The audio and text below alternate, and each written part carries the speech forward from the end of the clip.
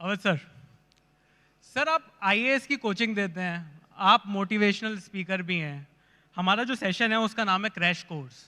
तो क्या आईएएस बनाने के लिए भी कोई क्रैश कोर्स होता है क्या? कोई 30 दिन में आईएएस बन जाओ, 24 घंटे में आईएएस बना देते हैं, कुछ ऐसा भी होता है क्या?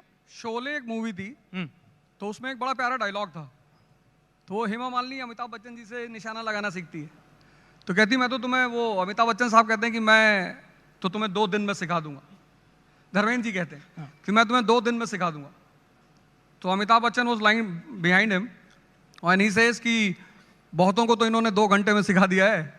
तो ऐसा कोई शॉर्टकट नहीं है, you should have a very good background जी। तो वो स्ट्रांग बैकग्राउंड जिसकी है उसकी हम फिनिशिंग करते हैं एज अ कोच। तो we as a coach do the finishing for the people and those who understand they qualify IAS. Sir माना जाता है कि आईएएस इंडिया की सबसे पावरफुल जॉब है। तो जो जॉब अपने आप में इतनी पावरफुल है उसके लिए इतनी मोटिवेशन देने की क्यों जरूरत है? वो तो अपने आप में काफी मोटिवेटिंग चीज हो गई।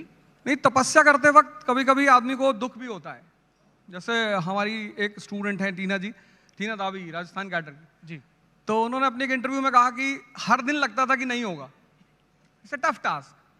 तो या तो आपका मन बहुत स्ट्रांग हो खुद ब खुद कि आप प्रभु राम की तरह 14 साल स्वयं जंगल में पड़े हुए हैं, और या फिर पीछे से आपको कोई चाहिए जो आपको डेली याद दिलाता रहे कि आप राजा बनने के लिए पैदा हुए हो, चाणक्य की तरह। बिल्कुल सर। सर एक डिबेट भी है, अब एक डिबेट के ऊपर मेरे को आपसे पूछना है, वो है English versus Hindi debate. English आना कितना जरूरी है? आईएएस के हिसाब से भी मैं पूछना चाहता हूं कि जो आईएएस की जो अटेम्प्ट जो हैं, जो इंग्लिश लैंग्वेज में देते हैं, क्या उनके लिए इजी हो जाता है? और लाइफ में भी क्या इंग्लिश जिसको आती है उसको मतलब समझ में नहीं आता? कई बार समाज जो है वो थोड़ा सा क्लासी समझता है, हिंदी मीडियम होता तो वो जुझारू हो जाता, लड़का क्लासी नहीं रहता। तो क्या आपको लगता है कि एक बायस है? बायस नहीं है। अभी हमारे यूनियन मिनिस्टर साहब थे तो पूरा प्रेजेंटेशन उन्होंने हिंदी में दिया। जी। कितनी बड़ी बात है कि all the top brass people are sitting here, और उन्होंने पूरा प्रेजेंटेशन हिंदी में दिया। तो लैंग्वेज के साथ कोई बायसनेस नहीं है, पर एजुकेशनल पैटर्न ऐसा रहा। मतलब मैंने बहुत सारे हिंदी मीडियम स्टूडेंट्स को देखा कि उन्हें पता ही नहीं था कि पढ़ना क्यों है। जी। For them E is equal to ई।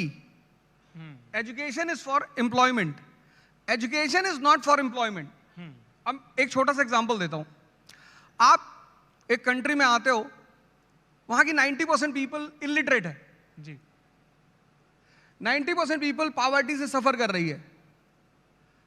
वो कंट्री नेशन है ही नहीं, देयर इज नो नेशन, कोई नेशन का कॉन्सेप्ट नहीं है। और उस कंट्री के लोग इकोनॉमिक क्राइसिस से लड़ रहे हैं, खाने को नहीं है। बिल्कुल। उस कंट्री में आपको लोगों को सड़क पे लाना है मास मूवमेंट के लिए, क्या करोगे आप? ये मेरा सवाल है आपसे। सर मतलब उनको मतलब कंट्री के 90% लोग इलिटरेट है जी, 90% पॉवर्टी से सफर कर रहे हैं, नेशन है ही नहीं, लोगों के पास खाने को नहीं है। उस कंट्री में आप लोगों को सड़क पे ला रहे हो मास मूवमेंट करने के लिए, कैसे करोगे?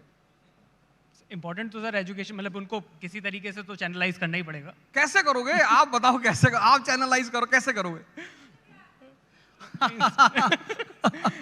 इंस्टाग्राम। तो उस 1920 के दौर में Gandhi ji comes to India. जी। He comes to India and he understands certain formulas. जैसे जिंदगी में अगर किसी को करीब लाना है तो डीओ लगाने की जरूरत नहीं। जैसे टीवी में ऐड आते हैं, एक लड़का कॉलेज जा रहा है, लड़कियां उससे बात नहीं कर रही, नेक्स्ट डे वो डीओ लगा के जा रहा है, परिया गिर रही है उसके ऊपर। तो मैं उस आदमी का इंटरेस्ट फाइंड आउट करना है, इसको चाहिए क्या? The most keyword in the life of every human being is interest. जी। And Gandhi ji understood it. तो उन्होंने जो नॉन कोऑपरेशन मूवमेंट चलाया, तो उन्होंने हर रीजन, जैसे पंजाब का आदमी है तो वहां एक मुद्दा था अकाली मूवमेंट, बोले you will fight on that issue. Local issues, national platform. This is what we learn while studying, this is called as learning. अगर एजुकेशन में 2 चीज नहीं है, क्यूरियोसिटी और लर्निंग, तो इट इज अ वेस्ट। तो मेरा मानना